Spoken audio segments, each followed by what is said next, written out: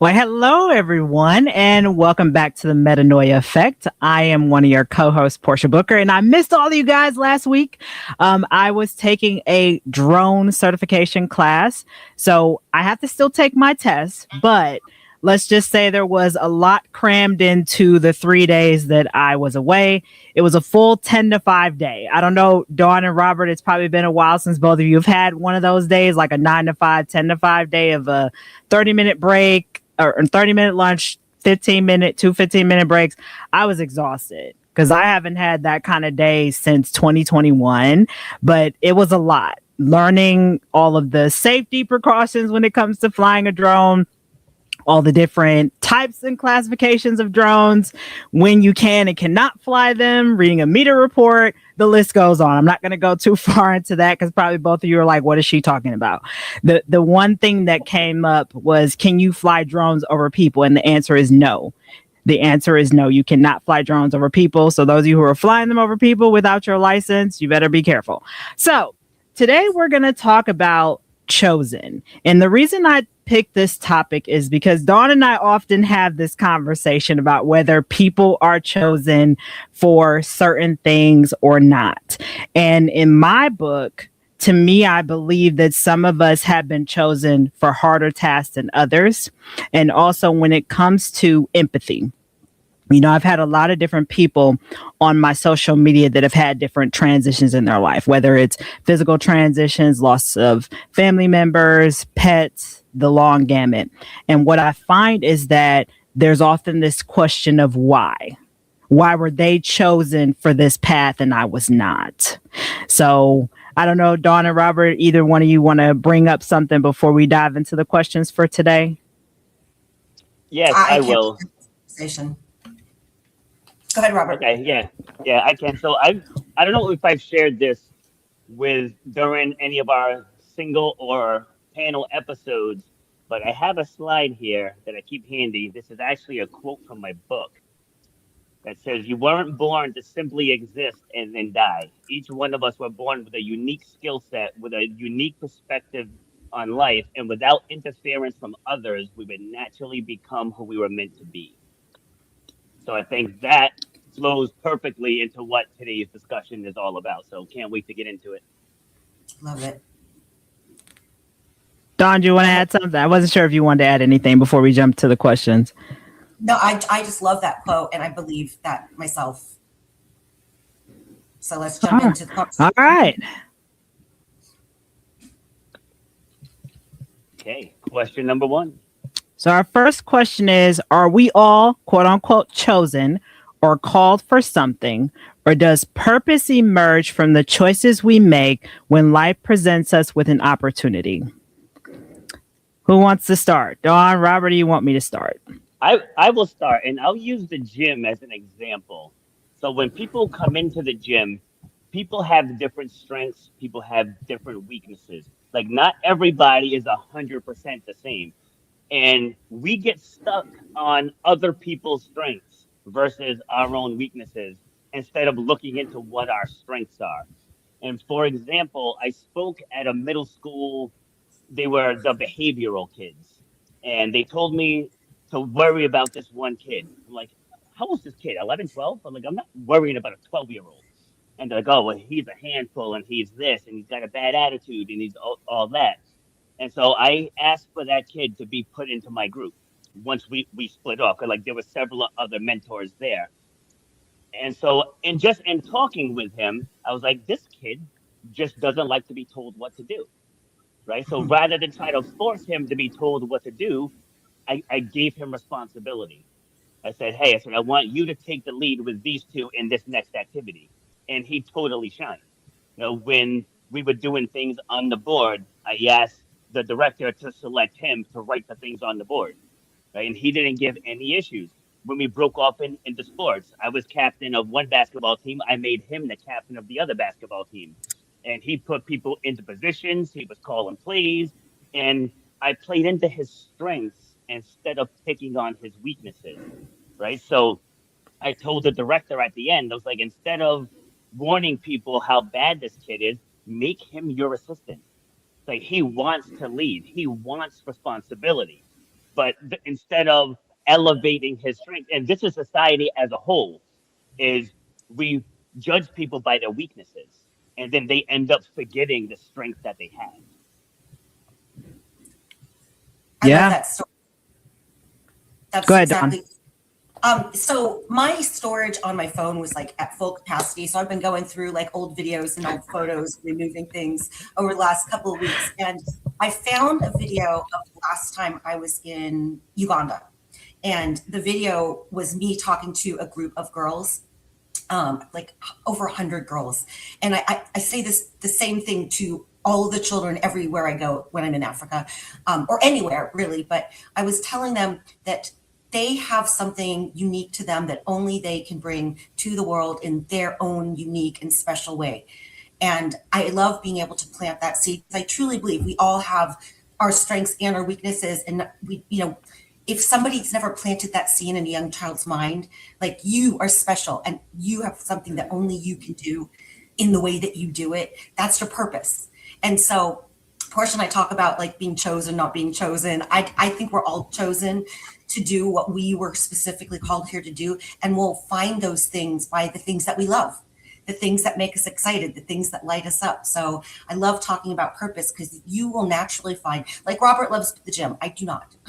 So being in the gym is not my strength. But you love that. And that's part of your purpose, right? I think we all have those things that light us up, those are like little hints or little puzzle pieces to what we're here to do. So Dawn, wait, you mean to tell me that if Robert hid your passwords in the gym, you won't go on a scavenger hunt to find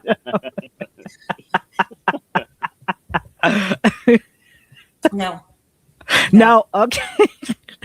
No. I just had to throw that in there because immediately when you said Robert loves the gym and you don't, I'm like, oh, you left the door open for me, Dawn. So I had to jump on it. Wait, I have to share this because I just said Go this ahead. to my it's a meme and it says, I didn't have time to jog this morning. And she says, but my dear, you say that every day. I know, it's a running joke.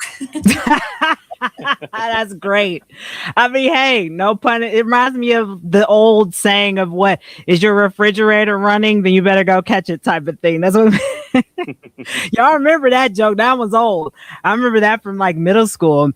But to tag on what both you and Robert have said, Dawn, about children and how it starts young, focusing on their weaknesses. I think I've shared this before about when I was in middle school. I had a teacher who said that only people with A's would be successful. And Dawn, you remember this story. And I'll be honest, that phrase hindered me for a period of time, because there was that notion of we're judging intelligence by a grading system and memorization over intelligence by your gifts. And Dawn, you might remember this too, it was after my mom transitioned. I was studying to actually go into being a pastor for a period of time. And shout out to Pastor Andre Hunter, miss you and love you. I was studying under him. And one of the things that he asked me when I was interested in pursuing ministry was, what are my gifts? What calling do I want to pursue in ministry? Because not everybody who's called to ministry is called to the pulpit. And that sat with me because I said, yeah, you're right. Not everybody is called to the pulpit when it comes to their ministry, when it comes to nurturing their gifts. And the other thing, Robert, you kind of reminded me of a moment when I was at Kent State speaking to students about my journalism career. And there was a young man who raised his hand and asked me, how can he begin to share his story? And immediately my brain started lighting up, because he shared that he suffers from some type of mental health related condition. And I forget what it's called. It was something that I didn't know anything about. And I said to him, I'm like, instead of you calling it a disorder, I'm like, this is something unique to you. I said, you can educate me on what a typical day looks like for you. Is it hard for you to get out of bed some days because mentally you're just exhausted 4 to 5 days out of the week? Right? Do you struggle with being social because you fear that other people won't understand you based on the things they can't see? I said, so that's your door opening right there. That's your gift to help other people to see things from your different lens. And that's what you were chosen to do. I love that. Yes, because people let what they go through become their identity. I'm not Mm-hmm. going to go into the whole thing again because I know I've shared this with both of you before about the young kid that I worked with, or the young man that I worked with who was going to college in Florida, and he has dyslexia, but he kept saying, "I'm dyslexic." It's like, no, you have something called dyslexia, but that's not who you are. And I had to separate him from that because he was using that as a crutch as to why he couldn't get internships and why he couldn't get jobs.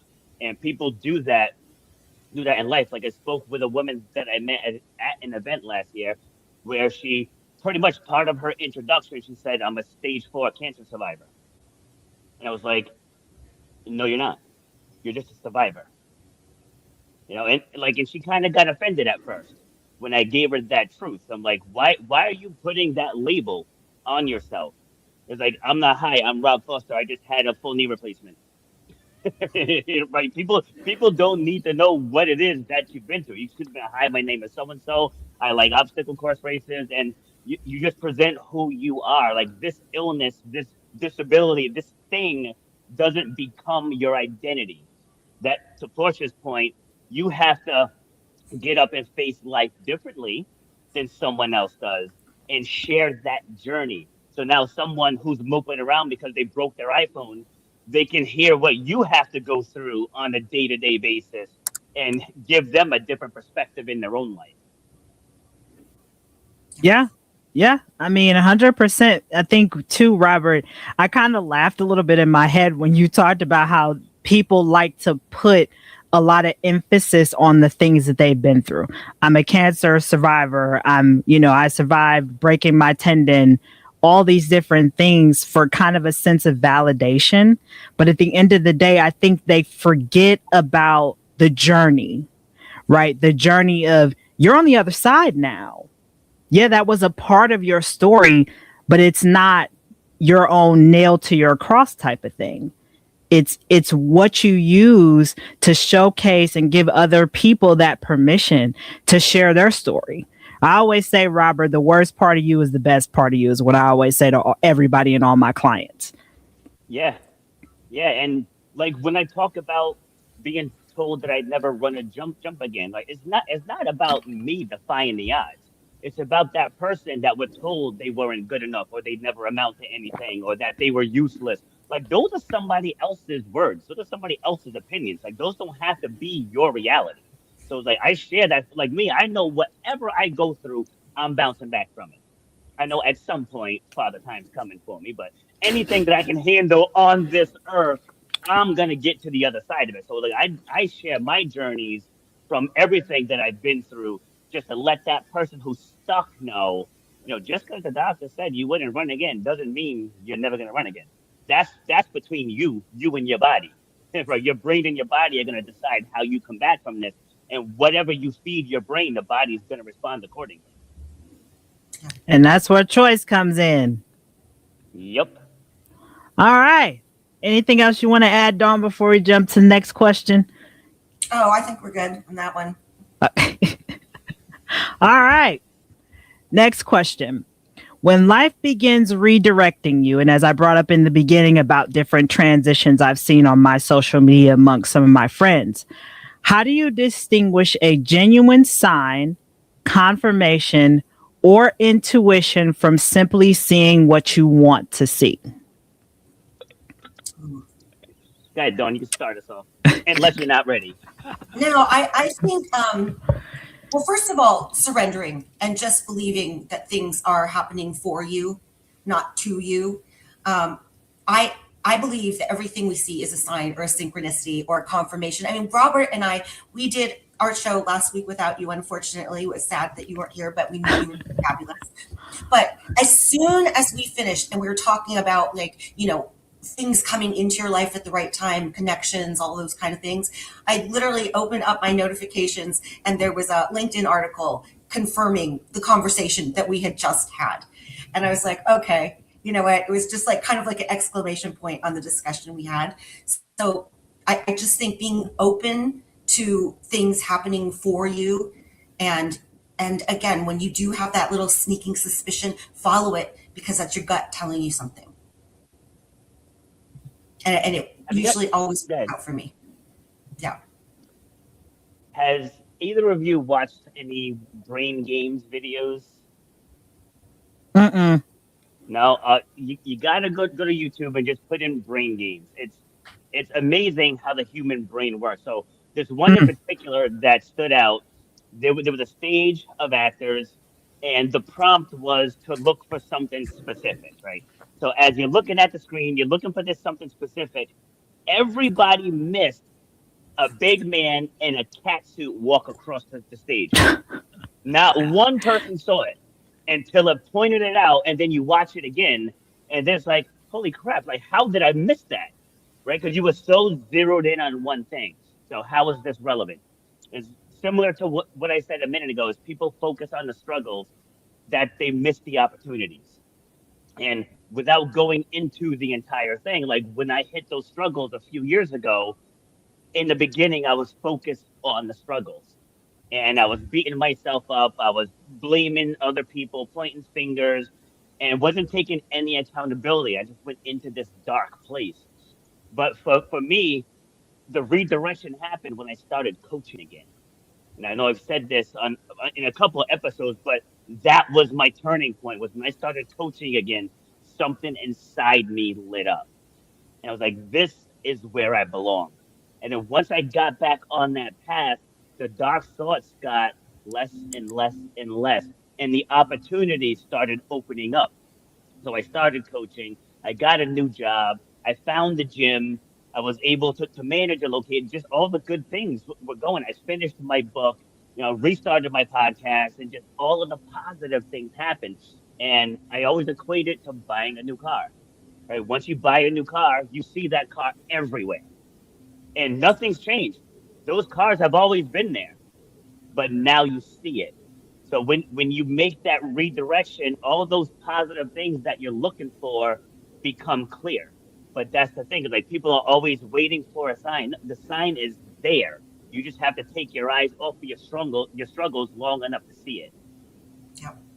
Yep. And to me, a lot of time, go ahead, Dawn. Yep, go ahead. I'm just going to say what you were saying about the brain games. That reminded me of something I've seen where it's like, how many red cars did you see driving here today?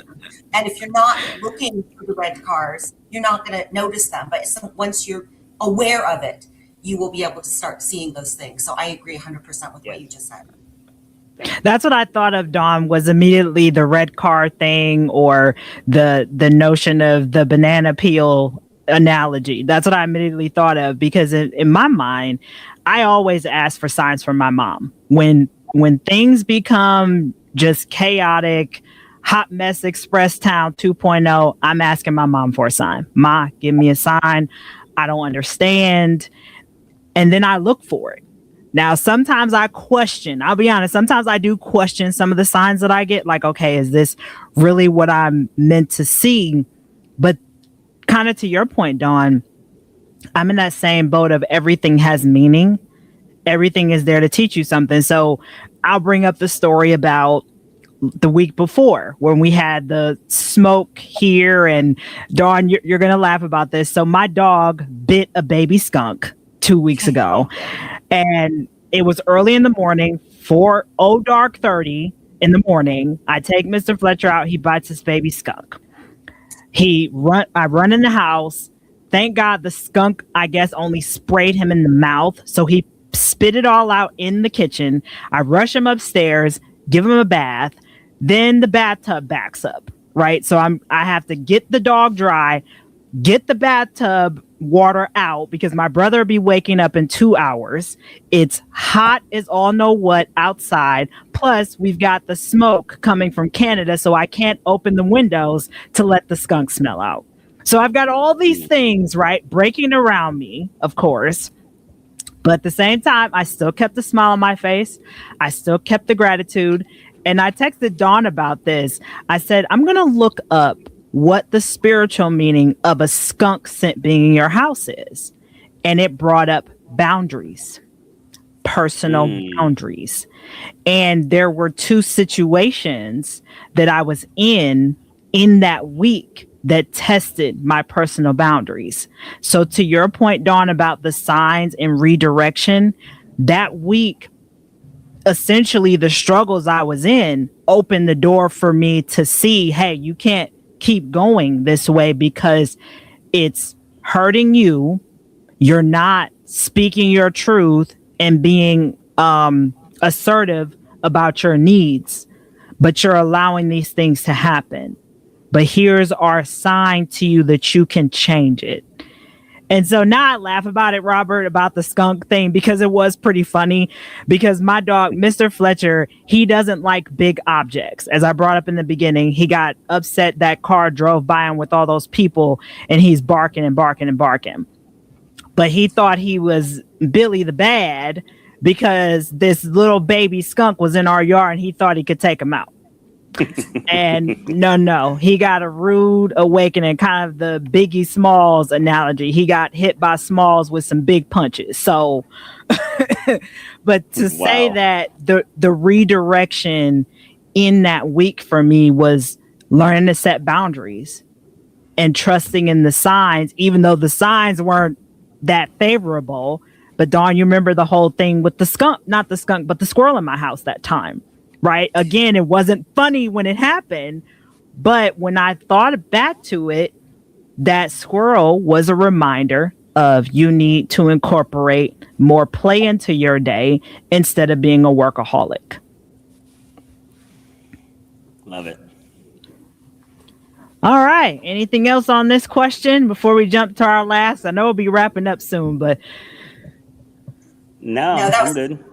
All right. Good. Avast we go. All right. What happens when the direction you're being called towards requires you to release something that is still working? Hey, I'll start with this one because it's happening right now in real time. Like you all know, my brand is Shut Up and Grind, right? But I'm shifting gears, not really shifting philosophy, but just shifting terminology into stop being quiet, because it's got more of an appeal. Like some people have kind of vilified the term grind. It's like some people get it, but other people are like, oh, grind culture is toxic and this and that, and I don't want the meaning to get lost because of the title. And that's tough because that phrase is near and dear to me. I still use it here in the gym all the time when people are slacking. Like, oh, this hurts or this, that. Like, shut up, get it done. Like, just get it done. But as far as helping people overcome their past pain, a lot of people keep that pain inside. So I think stop being quiet will resonate more with that person or someone who's already fearful to speak about things. Now, that doesn't mean my delivery is going to be any different, but just as far as people scrolling the hundreds of self-improvement podcasts or thousands of self-improvement podcasts that are out there, I want something that will speak to them from a place of safety, not like you're going to be just thrown into the fire. And another pivot I'm making also is switching into mental performance for track and field athletes. Because I know when you get into the speaking world that it's good to have a solid, broad, dialed in niche. Like, want a nice specific niche. And especially here in Rhode Island, there's basketball schools and there's soccer schools and there's volleyball camps. There's really nothing for track and field athletes. So we're going to work on co-branding the gym as Rhode Island's only track and field training center. So like doing what we're doing now is currently working, but we have a chance to tap into something that's really untapped here. And again, it doesn't really change our philosophy. It's just changing who we serve. Yeah. Love that, Robert. Congrats. Yay. Stop being quiet. I agree. Because I mean, you're right. That word grind has a lot of negative stigma around it because it essentially perpetuates hustle culture. And a lot of people have an issue with hustle culture. Of course, when we're first starting out anything, that's what you're doing. But once you find your niche and you find your footing and your likes and dislikes, then it starts to kind of dissipate. But there's some people that live for that 24/7. So kudos to you, Robert. Dawn, you want to answer next or you want me to go? I'll go. I think when Robert and I talked about this on our last episode, where like I was forced to pivot because a platform stopped working, and I had to like redo and revamp everything. But when it's still working, I don't know about that. Okay. I think that like we're always being like, our intuition again gives us these little pieces and these little hints and these little ideas and things. So I just always try to follow those things, whether it's working or it's not working. Like just go with what again, very spiritual, very intuitive in the way that I approach life. And I've gotten better at that as I've gotten older, because I'm a Virgo and I'm a firstborn, so I always used to everything has to be X, Y, and Z. And now I'm like, nah, I'm very with the flow, and everything like works much better that way in my life. I like that, Dawn. I do. And I think it's an interesting question even for me, because there's a lot of pieces moving in my life. And one of the things I immediately think about is with Grew with Portia, where to my audience who's tuning in, I will be switching to a live model starting in August. And even though, yes, that is going to be the direction I've always wanted to, but I'm stopping the recorded segments of it where it's just one and done. But also to add to that, one of the things that I've been really wanting to do is my grief work in the way that I've been wanting to do it, because I've been hosting in grief groups at a local agency, but I found that it's not serving me anymore. It's not giving me that fulfillment that I would like for the people who I work with who are grieving. So that chapter closed about a year ago, but now I'm actually working towards opening it back up with my own vision. Like that. Yeah, like one message that people need to understand is that there's always a way. Like no matter what it is that you're going through, there is some lesson in there. And once we remove ourselves from the problem, now it can turn into a purpose. For example, again, going back to my sister, one of my sisters, she had a brain aneurysm burst in 2016. And originally we were told there's about a 20% survival rate. And the way my family is wired, we're all like, we got this. We're going to be in that 20%. Like 20% means that people get through this. And we just flooded her, because now she was in a coma at this point, but we flooded her with positivity. I was like, because one day I was there with her, the nurse comes in, and I was like, can she hear us? And she's like, let's find out. So she goes in and she's like, Ramona. She's like, can you hear us? She's like, give us a thumbs up if you can hear us. Then you can see her hand start to twitch a little, and then she gave us the thumbs up. So the second we knew she could hear, we reading her books, had the television on, her favorite shows. We were playing Smokey Robinson and Mary J. Blige, and we just flooded her with positivity until she eventually opened up her eyes. And I'm not saying that we're the reason why, but going back to the mind controls the body. So we're telling her, you got this, you're going to do this. And we kept her in a familiar situation. We didn't put her into that perpetual state of fear to where her body may have shut down if we did that. So then she opened up her eyes. She had a what do you call it? She had a tracheotomy. Mm-hmm. So she couldn't speak. So we got her a whiteboard and a marker. So we could talk to her, and then she would write down her answers. So like there was always a way. So no matter what it is you're going through, there's always a way. And just with Google and everything else out there now, and AI, whatever it is you're looking for, there is an answer out there. Yeah. And you just go ahead, Dawn. That's not toxic positivity. That's literally making the best of a situation that you're in, regardless of what that situation is. Yeah, finding the gratitude in it. I mean, in the struggle, you pivot your focus for just a second. You know, I had to remind myself of that this weekend. There was something going on, and I said, you know what? I'm going to be present today. I'm not going to focus on all the things going wrong in my life that I have to fix. I'm going to focus on this moment where I'm present. I'm listening to music. I'm with people who I love. And that helps, is to pivot your focus sometimes from all the chaos, because you get to control where your mind goes. And the more that you do that, the more you'll start to see you're able to bounce back quicker. Because that's been my motto, is that gratitude starts my day and ends my day every day. Yeah, and my thought process too is like, there's somebody who's about to take their last breath who would give anything to have my bad day. Like, that's what gets me through like, is this really that big a deal? You know, it's not. Let's just fix whatever the problem is and then get back on the path to whatever your goals are. It's like when people get a flat tire at 6 o'clock in the morning and like, oh, but this day's shot. You know, it's like, just put the new tire on and move on. Right? Or their dog. Like one. Their dog. Yeah, it's like one moment. Sorry, it's like one bad moment doesn't have to ruin the rest of the day. Go ahead, Dawn. Oh, I was just saying, or your dog got skunked. Just like, right. Yeah, right. Exactly. I mean, 4 o'clock in the morning. That's what time it started my day. It was 4 a.m. And you were also getting ready to go somewhere. You had to be somewhere. Yes. So that could have set the tone for the rest of your day. And you could have been like, oh, my day's ruined. But instead, you chuckled and you did what you needed to do. And you didn't let it ruin your day. I didn't. I made it to my conference on time, even though I was sweating like a whore in church, literally, because it was hot. and the minute I get there, the conference was supposed to start at 8.